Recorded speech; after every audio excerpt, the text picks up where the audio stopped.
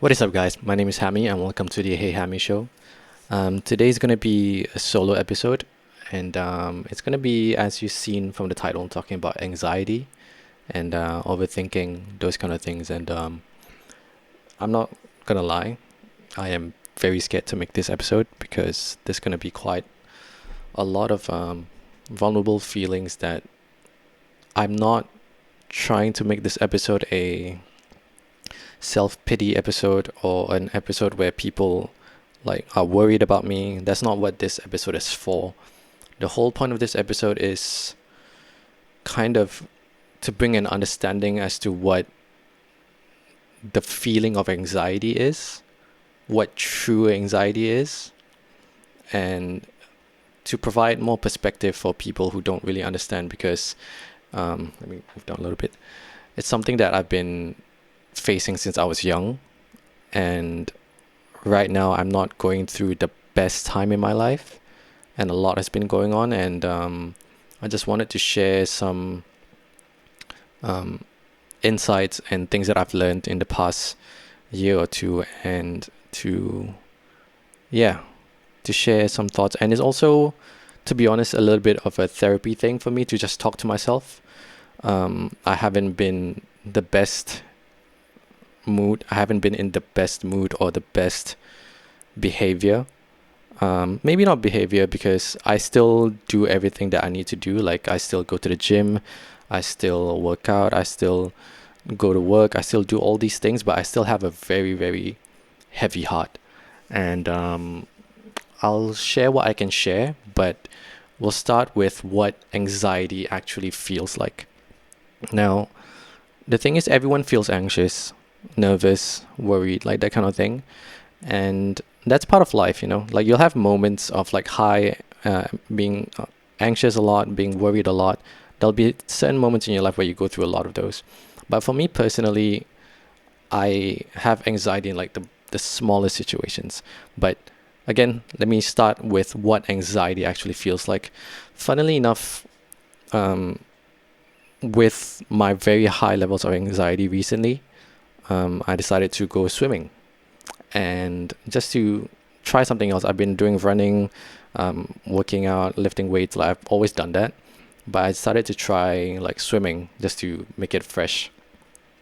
And the funniest part of it was like it backfired on me, because the second I went and put my head down underwater and then I started swimming, that's when I really, really felt like I understood what the feeling of anxiety was like. Because what it is, like, I'm not even gonna lie to you, like, I'm fucking nervous making this episode right now. It's the feeling of your heart is always underwater. That's what it feels like. You're always constantly feeling like you're underwater, and it's so heavy that it's hard to function throughout the day. And sometimes you can function, like you can still do your normal things, like you can wash the dishes, you can go to work, but your head is just not there. You like, your body is just automatically doing these things, but you're just not there. And going further into anxiety, you get panic attacks, right? And with panic attacks, it feels like when you're swimming and that final lap, right? When you're about to like finish that lap and you're like really at the last inch of your breath, like the last ounce of your breath, that's what a panic attack feels like. So when you see someone having like a panic attack, or when I recently had like a panic attack at work, that's what it feels like. Like, you're just doing your own thing, like you're just working, and then it just suddenly felt like, oh shit, like why is it getting hard to breathe? And then you just can't function, and you're like almost like you're like about to have a heart attack, that kind of thing. And that's what a panic attack feels like. So when you do see someone going through this, and like you sometimes see someone in your life or like a colleague or whatever going through this, just know that that's what it feels like. It feels like they are always underwater, And when they're having that like panic attack and they can't breathe, it feels like they're on their last breath and they just can't breathe. So now that I've shared like how it exactly feels, I hope for people who don't go through this, at least you have an understanding of how heavy it is. Because it can look like the person is normal, you know? Like as of right now, I'm talking to the camera, I'm doing a podcast. It feels like I'm normal, but what I feel in my heart right now is like extremely heavy. And it's just hard to like get out of it. And it's kind of weird for me because like I still work very hard. Like I still go out, I still go to the gym every day, I still work, I still edit my podcasts, I'm recording this obviously. I still call my parents every day, I still call my brother every day. And like even despite of those things, like it's still like there. Like the levels are still high up there when things aren't like going your way. Like it can be relationships, it can be work related issues, whatever it is. Like just the fact that things are uncertain, then my heart feels like this. So I do have like some points that we can start with, and to start from like day one of how I started with my journey with like panic attacks. And why I wanted to make this episode now is because I don't want it to be like a heroic story where like I've already gone through it and then now I'm teaching people how to solve it or like how to overcome it, but rather I would try my best to make an episode where like I can be as vulnerable and as real as possible while I'm in the middle of it. Yeah. And again, before I start with how I go through anxiety, this is not a self-pity episode.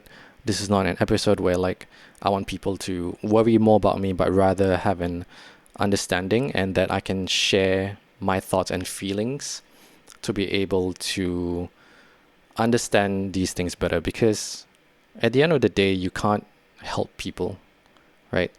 The best thing you can do is help people understand each other. And when you both understand each other, then that's when you can really like, it just makes life a lot better, right?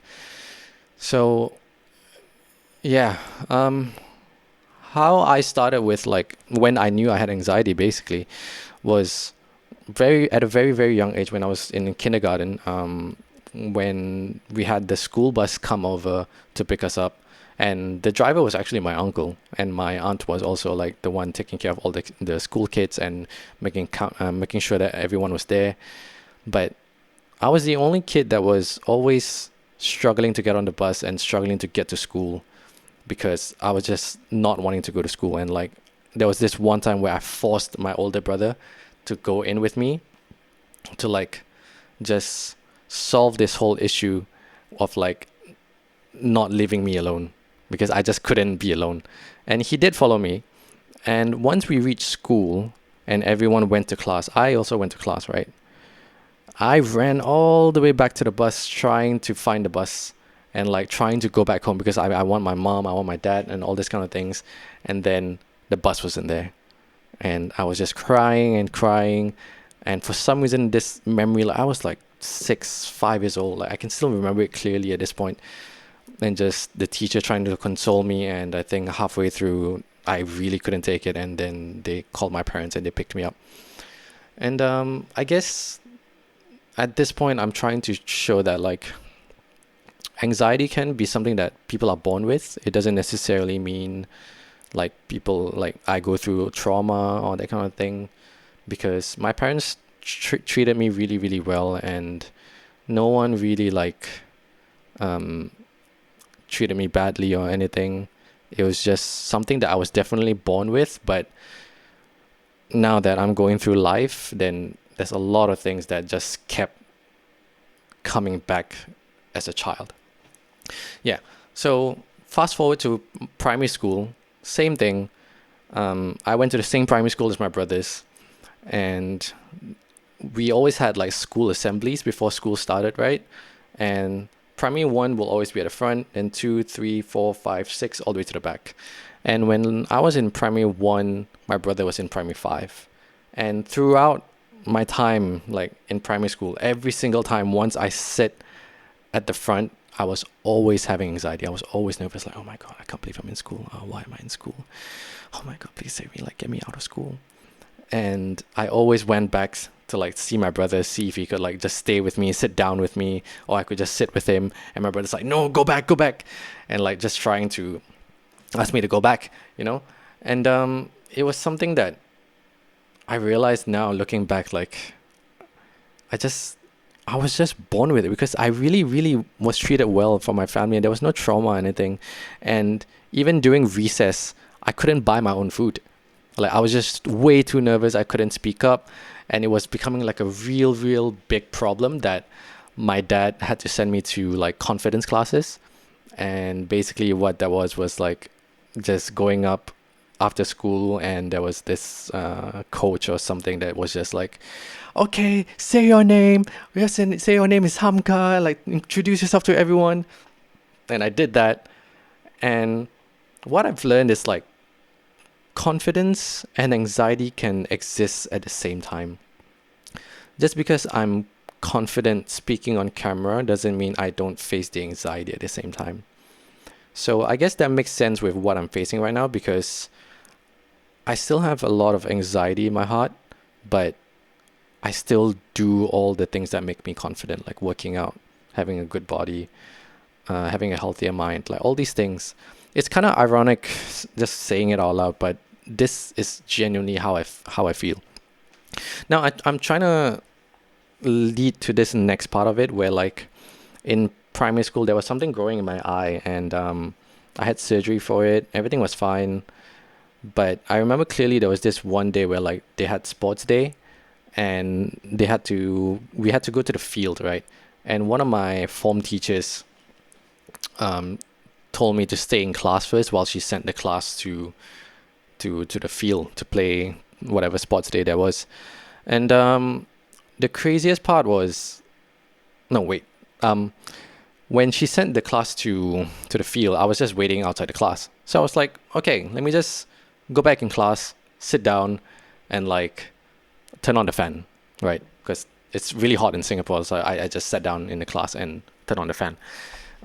So about 10-15 minutes afterwards, my teacher went back in and she was like, turn off the fan! What are you doing? And I'm just there like, okay, like I'm like a 7-8-year-old kid, why are you screaming at me? And she's always been known to be very strict, like very, very strict. And I don't know why talking about it like makes me very nervous, even though I've grown out of it. So I went out of class and she started yelling at me even more, and for like turning on the fan without her permission or something. And things got heated and I didn't say anything, but for some reason she ended up like slapping me real hard across the face. Like a proper slap. Like it wasn't even like, even my parents have never slapped me that hard before. And she just went like like really, really hard. And that was weird because like I'm trying to think and really put myself in that situation again and think like I wasn't necessarily hurt or traumatized by the slapping incident, but I was more traumatized by the fact that I was waiting for her to come back because I knew she was a strict person and I was just always anxious and nervous for her to like come back like that. Yeah. Yeah. And I just look at her with empathy right now because I don't know what she went through when she was younger for her to do that to me as well, right? Like clearly something was wrong now looking back. But yeah, I feel like I had to at least let this out, like this childhood thing out, because usually everything that we go through during childhood will affect the way we grow up and like how we perceive life and stuff. And I don't know, it just I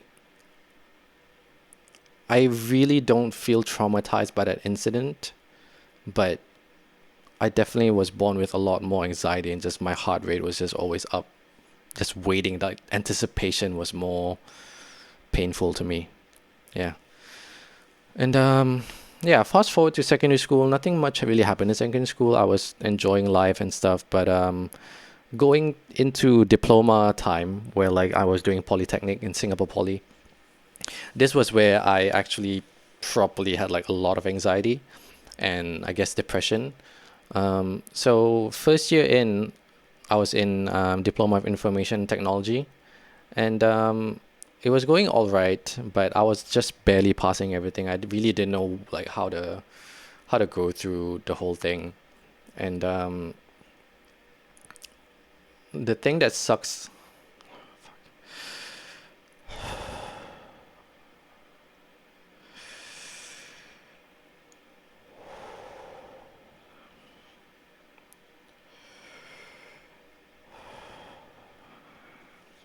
I'm sorry.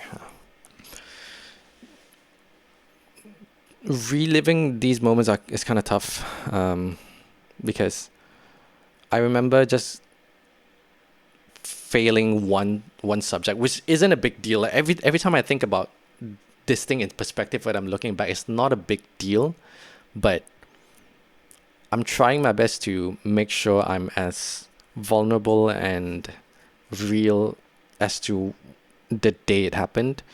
I remember failing and it was already like it was fine, but the part where it really killed me was they sent me to a different class, and the class was like filled with a lot of smarter people, but the main problem was I couldn't keep up with the class, and also retaking the unit that I was failing. I was involved with another class that I have no idea. I had no friends, and just every day I was in this limbo of like barely barely passing this class where everyone's smarter than me. I have no friends, and then going to the other class where like I'm alone again, and then basically drowning almost every day, like trying to survive these two things at the same time. And it got so bad to the point where like every single night where I went home, I just didn't talk. Like I just didn't talk to anyone. Even my dad was feeling like something was wrong. And this was when I was in peak, like I love music, and I wrote a song based on my feelings called Final Goodbye. And let me try to search the lyrics. I wrote this song, like, I remember when I first wrote it, it just felt kind of fake. Like I was just trying to get attention. But looking back, like, it was really, really real because the chorus, I love the pre-chorus because I feel like the pre-chorus was the realest thing that I wrote. It was basically my call for help never reaches the other side. It's always busy, always down. Maybe I'm just calling the wrong number. And I don't know what it is about my personality, but a lot of people that I've talked to who go through depression or they go through like anxiety, overthinking, they usually don't ask for help. They know they need help, but they don't ask for it. But for me, I always ask for it. Like, it feels so heavy. My heart feels so heavy. Like, I'm always trying to reach out. But the thing is, every time I reached out, like, no one answered. Or if that one person answered, they'd be like, oh, I'm the wrong person to talk to. Like, you can't talk to me. And just thinking about that moment, man, it was just tough because, like, when you're 18, 19, where, like, you're like trying to mature and everything, and you really don't know anything about yourself, and then the people who you thought were your best friends who could be there aren't there. And then having parents where at that time at least like you couldn't talk to, or you didn't have like trust in like talking about your deepest feelings, and then you try to reach out to a lot of other people where it's just like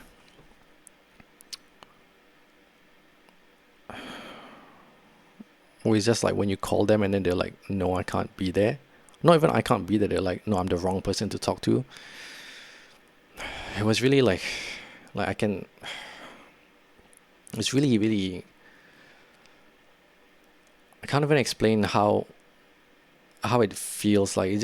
Again, it just feels like you're drowning again. Like literally, just go in a pool of water and just force yourself to drown.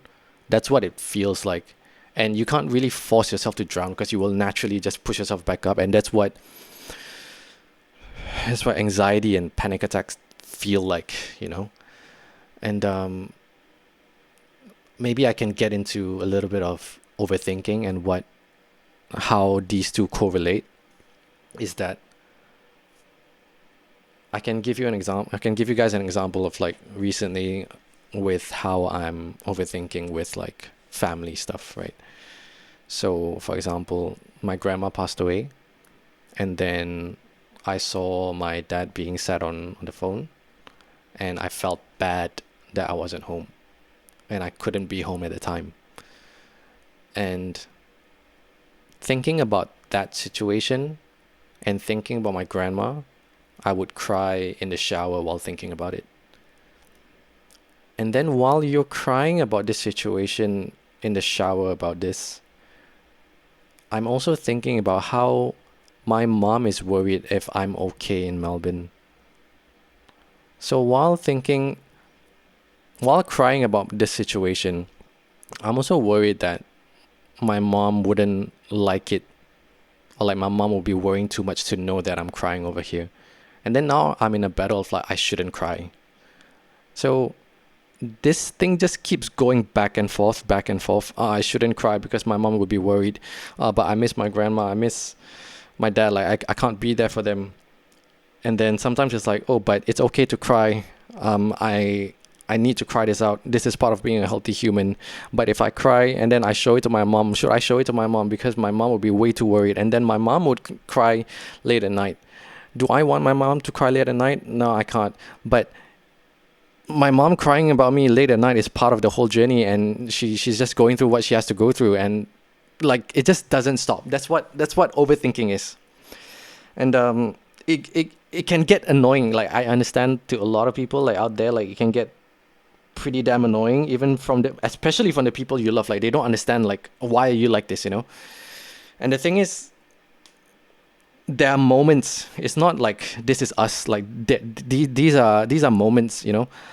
There are a lot of moments where I go through like this is what I am. And then there are also moments where I'm very happy. There are also moments where I'm the light of the whole family. But this is also part of me that I'm trying to show more, not because I want pity, but I want to actually tell them, like, show them how bad it is. Because when someone tells you like they're overthinking or they're having anxiety, like you can't tell by the face. You know what I mean? Like when you look back at like the Linkin Park situation where Chester Bennington like killed himself. He was playing with his kids and his family the night before, but then the next day he killed himself. And I really, really don't want that to be me or anyone. And I swear to God, like, thankfully, I really, really have faith in God that I won't do that. But how do I present this information to people so that they can understand but not pity me? Do you know what I mean? So this is why I'm doing this whole episode where like it's just a lot of things going through my head that I feel like I just need to share it to just like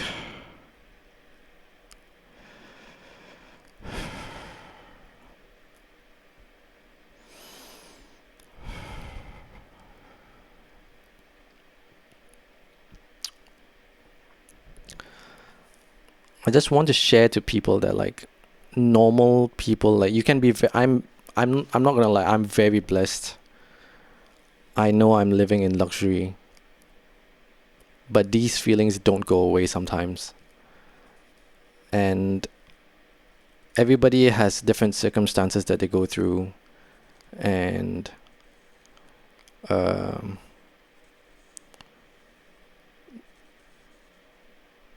just gonna keep saying this, like this is not a pity episode, but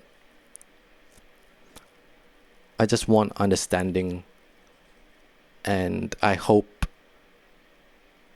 people who go through the same thing as I am, like you get to share it at least so people understand, because no one knows until you tell them. Like really, really no one knows until you tell them. Like even my parents had no clue how bad it was until like I actually had like a proper like panic attack and like called them because I had no one else to call. And I think it's just recognizing these patterns because like for me right now, um, I'm gonna start with the blessings first, all right?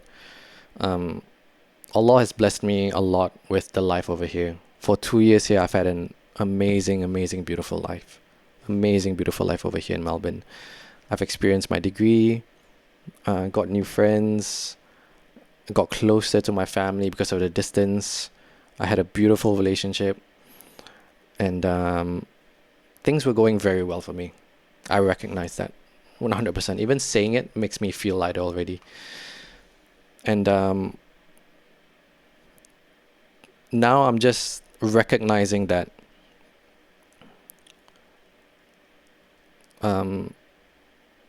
I've lost a roommate due to friendship complications, and then I lost my grandma, lost my relationship, and it all came in like one spiraling moment, you know, just one spiraling moment of like the heavy 2 3 months. And in these 2 3 months, I definitely was in an emotional roller coaster that I didn't even realize. And I was in a constant state of anxiety, so I didn't even fully understood. Looking back at it, I don't fully understand why I did things a certain way. And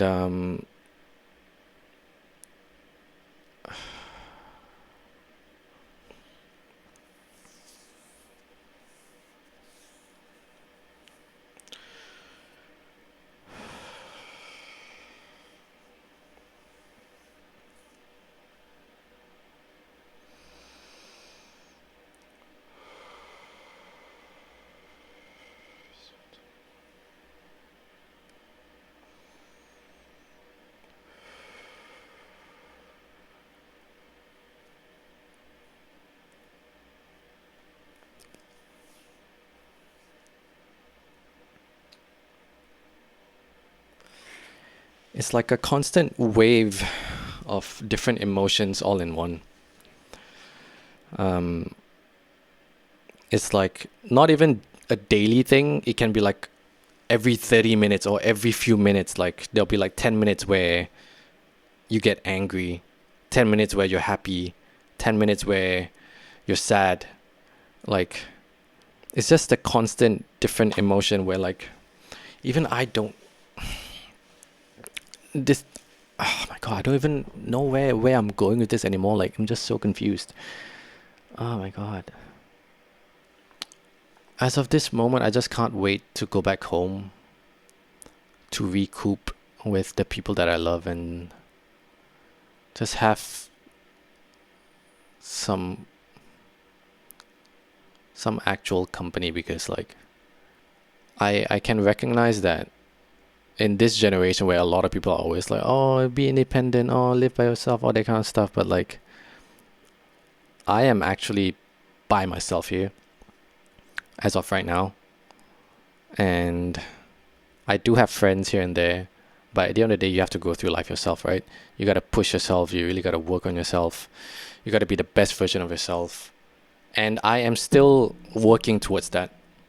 There's no doubt about it. Like I said, with anxiety, it's like there'll be moments, right? There'll be moments, and you can still do your work while you're feeling these emotions. And I swear to myself that I will not stop these things. Like, I'd rather always work hard and still produce the results while going through anxiety than do nothing about it. I just can't let myself do nothing about it. And maybe that's also because of the habit that I've been working out for like 4 or 5 years straight. I've also been just producing things for many years straight. Like I just can't do nothing about it.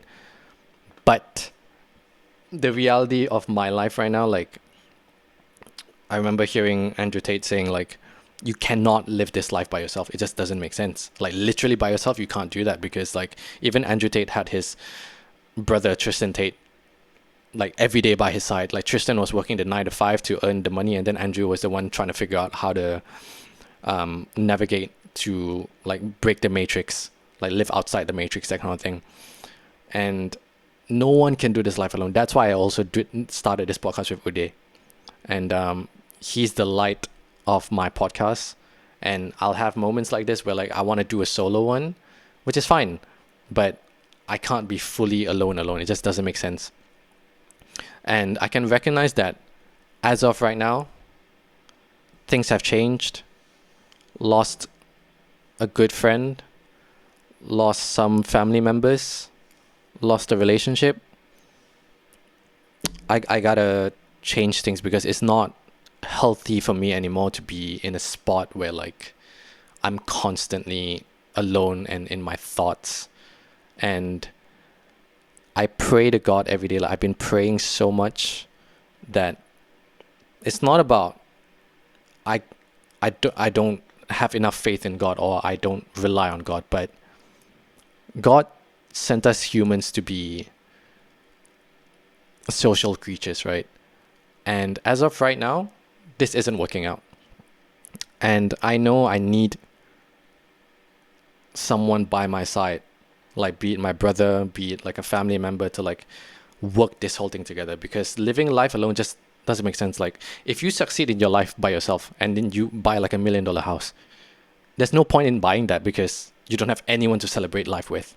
And that's essentially where I'm at right now with this whole like anxiety thing, because yeah, I can find a job here in Melbourne, I can do these things, but like I don't see the point if I'm going to be alone. And I want to spread this last message across going through this whole period of my life right now. It's like, I know why I'm going through this is also part of the test that's been given to me. It's been many, many years where I've enjoyed life. I appreciate that. I loved every moment of it. But as of right now, I have to break to have my hero's arc and then fully go back up. And it's not easy, because the thing is, people always record these things like when they're already up. But I want to be able to try and finish this episode while I'm in the lowest, If you always need a ball to bounce, I'm currently at the floor right now. But that's okay. I can recognize that, and I don't want to shy away from it. I don't want to hide the pain. I don't want to mask it with like drugs, alcohol. I don't want to mask it with like keeping quiet, pretending I'm okay. And that's what I wish every single one of us could do, because all of us go through our own pains. It's not something that's like there's no way to compare our pains. We feel the same amount of pain through different problems. And I hope this brings a clearer message as to what overthinking, anxiety feels like for people who don't understand it. And for people who go through it, I hope you watch this episode and know that you're not alone. And that as of right now, I'm just looking at this whole episode like, I don't know what the fuck am I saying. And I guess that's what overthinking is all about, right? And it just feels like you're always fucking drowning in your heart. That's what it feels like.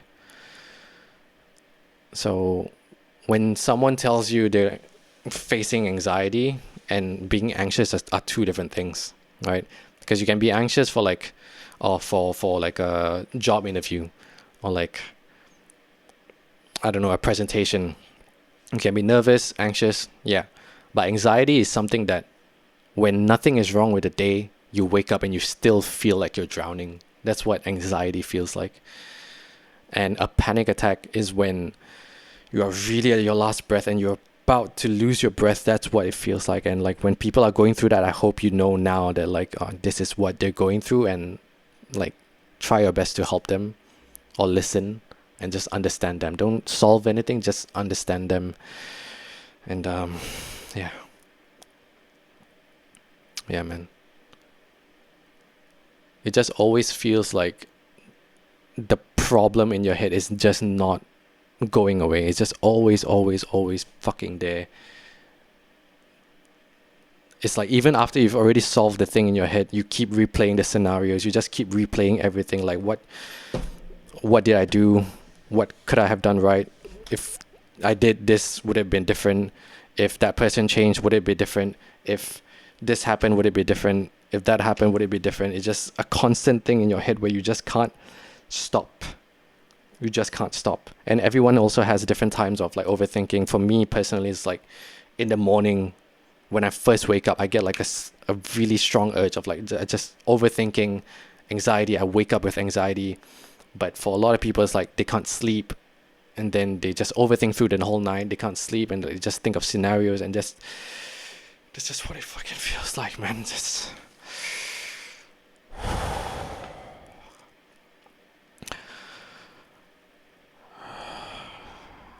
yeah.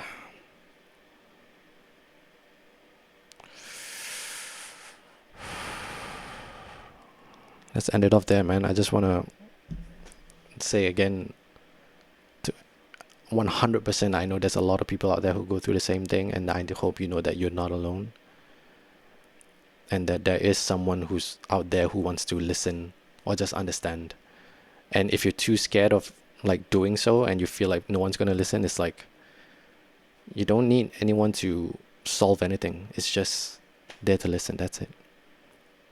And there's something about having your thoughts, even though it's in your head, when you speak it out to the physical existence of your voice, it actually does lighten your whole thing. So yeah, yeah,